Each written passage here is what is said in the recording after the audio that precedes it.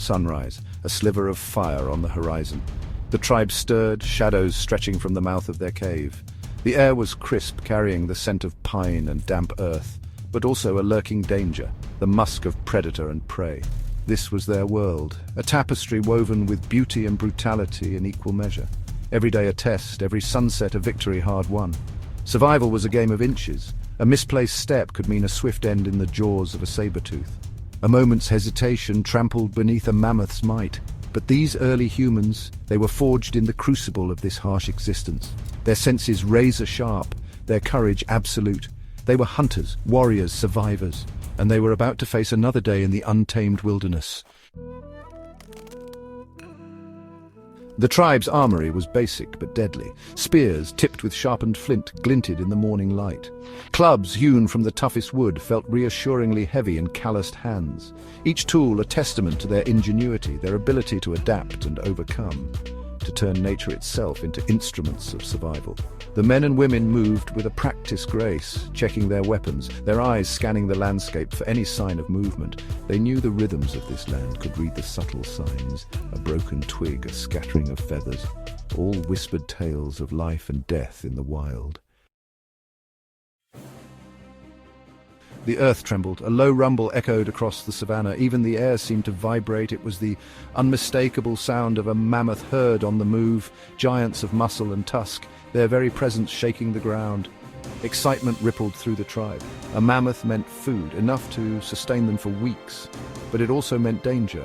One misstep, one miscalculation could turn hunter into hunted in a heartbeat. This was the dance of survival, a delicate balance between risk and reward.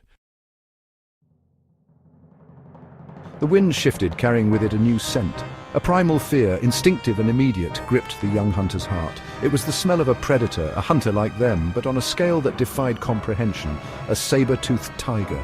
The grass rustled nearby. A low growl, barely audible, sent shivers down his spine. He could feel the predator's eyes on him, could practically taste the anticipation in the air. This was the raw, untamed wilderness, where every creature fought to survive, and he was caught in the crosshairs.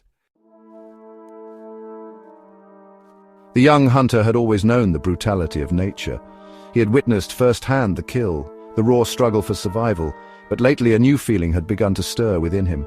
A sense of unease, a questioning. Was this endless cycle of violence the only way? He looked at the mammoth herd, their massive forms lumbering across the plain. They were powerful, yes, but also majestic, peaceful in their own way. Were they so different from his own tribe, just trying to survive in a world full of danger? The hunt was a blur of adrenaline and instinct. The mammoth fell, a mountain of flesh brought low. The tribe erupted in celebration, their cries echoing across the savannah. But the young hunter felt a pang of sadness, a sense of loss for the creature they had brought down. He saw the lifeblood staining the earth, felt the weight of the mammoth's sacrifice. It was their price of survival, he knew that. But was there another way, a way to live in harmony with nature instead of constantly battling against it? Later, alone by the river, the young hunter watched a herd of deer drinking peacefully. He observed the birds flitting through the trees, the fish leaping in the water. All around him, life unfolded in a delicate balance. He realized that nature wasn't just about brute force and survival of the fittest, it was about interconnectedness, about finding a way to coexist, to thrive without destroying. The seeds of a new understanding, a new path began to take root in his heart. The young hunter knew he couldn't ignore the ways of his tribe. Survival depended on their skills as hunters, but he could also see a different way forward, a way that honored the delicate balance of nature. He would still hunt, would still protect his tribe, but he would do it with respect, with an awareness of the interconnectedness of all living things. He would strive to take only what was needed, to honor the sacrifices made. He would walk a new path, one of balance and coexistence. The prehistoric world was a harsh and unforgiving place, but within its dangers there was also an undeniable beauty, a delicate harmony that whispered of a different way of being.